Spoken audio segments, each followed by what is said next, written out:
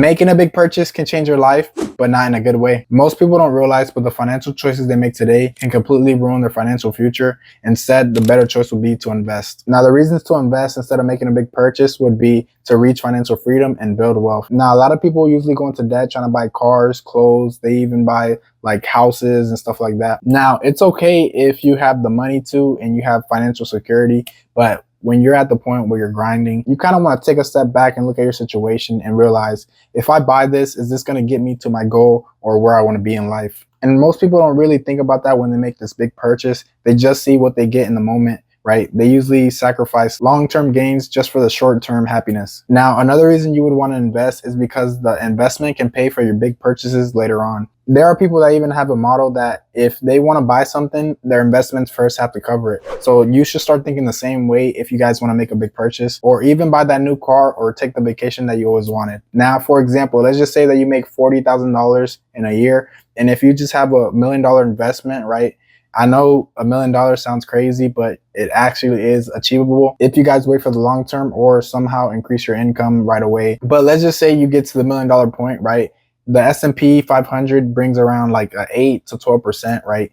And you can withdraw 4%, which is $40,000 a year, or even let's just say you do 8% that you withdraw every single year, and it brings you a 10% return. You can live off that $80,000 and also put the other 2% back into the investment so that way it can keep compounding and growing. So pretty much what I'm saying is that if you have a big enough investment, your investments will cover for your lifestyle and purchases that you want to make. Now we're getting into the opportunity cost of making that big purchase. So instead of you putting $700 down for a brand new car, right, and having it for 6 years, imagine if you saved that $700 each month.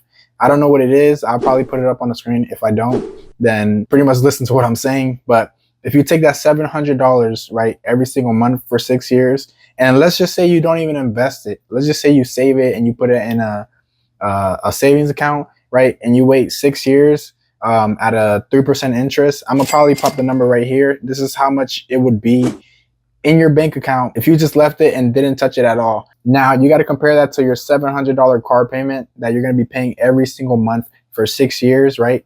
And you got to think about how much money you're going to waste, because you're not only wasting the cost of the car, you're also going to be wasting for gas, maintenance, right? Your insurance is probably going to go up because with a brand new car, it usually tends to have a larger payment for insurances and stuff like that. It has newer technology and stuff like that, so that's why. But just like the difference in my case, right, I could have had a car. If you guys don't know, I don't have a car right now, and I'm using that money that I would have been spending on a car to invest in myself in the stock market. Now, if I would have had the car payment, I probably would not have the net worth that I have right now at 23 years old. And most of that is pretty much just because I didn't have any responsibilities in terms of like having a car. So speaking of responsibilities, right, the more responsibilities that you have, the more problems, right? So if you have a kid, right, you're going to have to take care of that kid a lot more. So if you have a car, right, you're going to have to maintenance that car. You're going to have to wash it. You're also going to have to, if somebody wants to drive that car, right, you're probably going to have to keep an eye on it, right? And just pretty much just keep up with the car. Even for a house, right? Let's just say you get a house, right? You have to, if something breaks on the house, you have to replace it. You have to also save for property tax. I don't own a home, so I don't know the process of it, but this is pretty much what I hear from other people. And like I said, this is just what works for me. I don't have that many responsibilities besides like my side hustles. So it's a lot easier to sleep at night, right? And also grow wealth.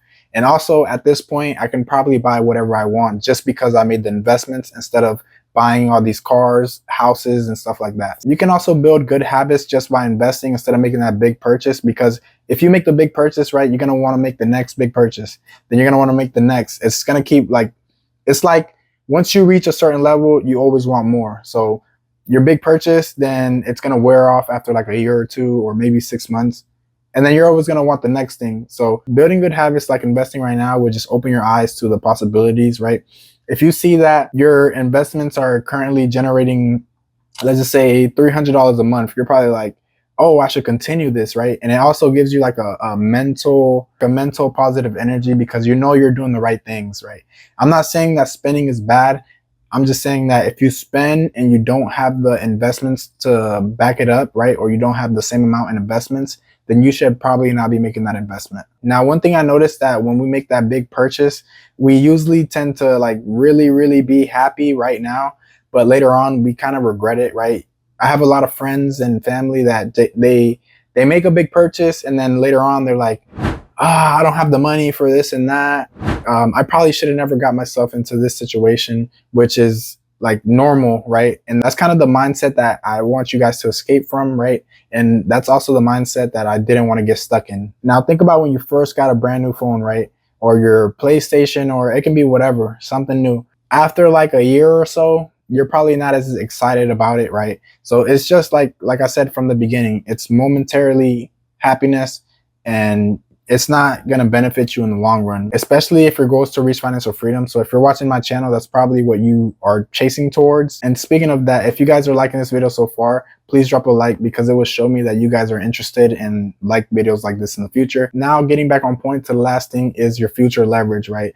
So let's just say you do make the investment, right? And it grows over time. Let's just say you get it to 100,000. You can now use that as leverage to get your big purchase, right? Because you can technically use it as collateral, or you can also even like withdraw from that as it's pretty much like a savings account. So this is why I'm telling you guys to invest, because you can always later on buy the big purchase. And also, not to mention that if you wait a little bit longer, there's probably going to be something better, like a better house. There's also going to be probably the newer car of the same year, right? Not of the same year, but you know what I'm saying, like the year that it is. So there's always going to be just better if you guys wait. So next time you're going to make a big purchase, stop and ask yourself, is this going to get me closer to financial freedom or closer to my goals? You can also invest first and spend later. As a result of investing, can buy your next big purchase. And that starts with one simple decision at a time. Now, if you guys want to see how this gambling decision lost me $8,000, check out my video somewhere right here, how I lost $8,000 at age 23. And also like and subscribe if you guys want to see my journey to financial freedom. You can also follow along and do some of the things that I do. So without further ado, I'm asking you to like this video one more time, and I'm out.